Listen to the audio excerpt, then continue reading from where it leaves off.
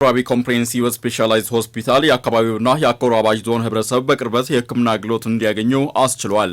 ተቋሙ በሰው ኃይልና በዘመናዊ የህክምና መሳሪያዎች ራሱን ከጊዜ ወደ ጊዜ እያጠናከረ ነው የሚገኘው። በተለይ ከአቻ ሆስፒታሎች ጋር እየፈጠረ ያለው የስራ ግንኙነት ለእውቀት ሽግግር ከፍተኛ አስተዋጽኦ እያበረከተለት ይገኛል። ሰሞኑንም ከቅዱስ ጳውሎስ ሚሊኒየም ሜዲካል ኮሌጅ ዊንግስ ኦፍ ሂሊንግ ከተባለ የበጎ አድራጎት ድርጅት ጋር በመተባበር ማህፀን ወደ ውጭ የመውጣት ችግር ላለባቸው እናቶች ቀዶ ጥገና እያካሄደ ነው የሚገኘው። ወይዘሮ ዓለምና ወይዘሮ በድሪያ ለአመታት ከችግሩ ጋር የኖሩ ናቸው።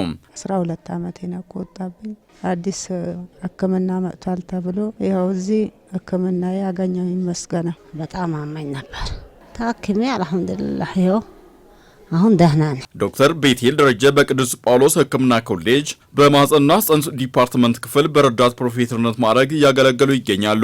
ማህፀን ወደ ውጭ የመውጣት ችግር ያለባቸው እናቶች ህክምና ቶሎ ስለማያገኙ ጉዳቱ ከፍተኛ መሆኑን ይናገራሉ።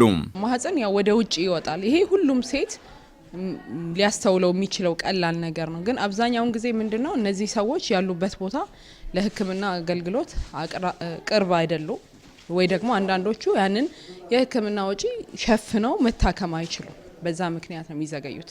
ስለዚህ አሁን እንደዚህ አይነት ካምፔኖች በነፃ ስለሚሰሩ በጣም ብዙ ታካሚዎች ወደ ሆስፒታል ይመጣሉ።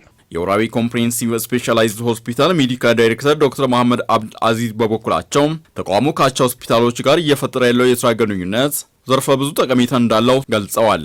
ከፍሎ ለመታከም የማይችሉ የነበሩ እናቶች በዚህ እድል ተጠቃሚ ሆነዋልና ከኛ ከሆስፒታሉ ባለሙያ አንጻር ስንመለከተው ደግሞ ጥቅሙን ሙያዊና እንዲሁም ደግሞ የክህሎት ሽግግር ይኖራል ከነሱ የነበረው። ሁለተኛ የስራ ባህልን እንማራለን ከነሱ። የሆስፒታሉ ስራ አስኪያጅ አቶ ጀማል ሹራ እንደሚሉት ሆስፒታሉ የእናቶችና የህፃናት ሞት ከመቀነስ ረገድ ከፍተኛ አስተዋጽኦ እያበረከተ ይገኛል። ከቅዱስ ጳውሎስ ሆስፒታል ጋር በመተባበር በዘመቻ መልክ የሚሰጠው ህክምና የማህበረሰቡን ችግር እየፈታ መምጣቱንም ይናገራሉ። ቤት ለቤት እናቶች ቅስቀሳ ተደርጎ ይህንን አገልግሎት ሊያገኙ የሚችሉበትን ሁኔታ ከመፍጠር አንጻር በተደረገው ሞቢላይዜሽን ስራ ከሚጠበቀው በላይ ቁጥር እናቶችን ማግኘት ችለናል። አሁንም ከቅዱስ ጳውሎስ ሆስፒታል ካሉ ስፔሻሊስቶች ጋር ተነጋግረን ስራው አብሮ ሊቀጥል የሚችልበት ሁኔታ ይኖራል ብዬ አስባለሁ። በዚህ ዘመቻ ከ150 በላይ የሚሆኑ እናቶች አገልግሎቱን ያገኛሉ ተብሎ የሚጠበቅ ሲሆን አገልግሎቱ የሚሰጠው በነፃ ነው።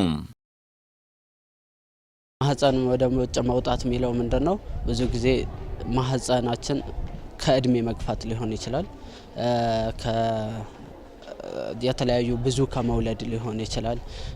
ከሰውነት ውፍረት ጋር ሊሆን ይችላል። ሌሎችም ተዛማጅ ነገሮች እንደ አጋላጭ ምክንያት ተጠቅሰው ማህፀን ወደ ውጭ መውጣት ሊያጋጥም ይችላል። ይህም ደግሞ የተለያየ አይነት እንትኖች አሉት፣ ደረጃዎች አሉት። ደረጃዎችን ደግሞ ቤዝ በማድረግ የተለያየ መንገድ ሊታከም ይችላል። የተረጋገጠ ያህል ጥናት የለን፣ ግን በጣም የተስፋፋ ነውና በጣም ከተስፋፋባቸው አካባቢዎች አንዱ ደግሞ በደቡብ ክልል ውስጥ ስለሆነ ወራቤ ሆስፒታል ደግሞ በጳውሎስ ሆስፒታል ስር ሆኖ ስለተመደበ ይሄንን ሰርቪስ እዚህ ለመስጠት